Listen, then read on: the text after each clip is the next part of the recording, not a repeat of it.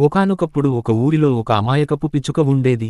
మనసులో ఏ కల్విషం లేని ఆ పిచ్చుకకో ఒకరోజు ఒక కాకుల గుంపు పరిచయం అయ్యింది. ఆ కాకులతో పిచ్చుకకి స్నేహం అయ్యింది. పిచ్చుకకి అందరూ చెప్పారు, ఆ కాకులతో స్నేహం చేయొద్దు, అవి మంచివి కావు అని. కాని ఆ పిచ్చుక మాట వినలేదు. ఒకరోజు కాకుల గుంపు ఎటూ వెళ్తూ పిచ్చుకను కూడా తోడు రమ్మన్నాయి. అమాయక పిచ్చుక ఎక్కడికి, ఎందుకు అని అడగకుండా ఆ కాకులను గుడ్డిగా నమ్మి వాటితో వెళ్ళింది.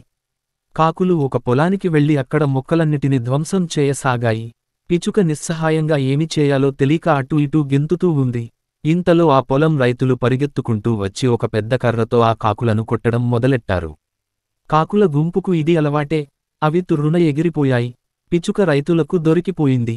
బాబోయ్ బాబోయ్, నా తప్పేమీ లేదు, నేను అమాయకురాలిని, నేనేమీ చేయలేదు, నన్ను వదిలేయండి అని పిచ్చుక ప్రాధేయపడింది. కాని పంట నాశనం అయిన రైతులు కోపం మీద ఉన్నారు. పిచ్చుక మాట నమ్మలేదు కదా, దానివైపు అసహ్యంగా చూసి మరో 2 దెబ్బలు వేశారు. ఇతరులు మన మిత్రులను చూసి మన గుణం ఏమిటో నిర్ధారించుకుంటారు. అందుకే మనం మంచిగా ఉన్నా మన స్నేహితులు చెడువారైతే మనం కూడా చెడ్డవాళ్లమనే అనుకుంటారు.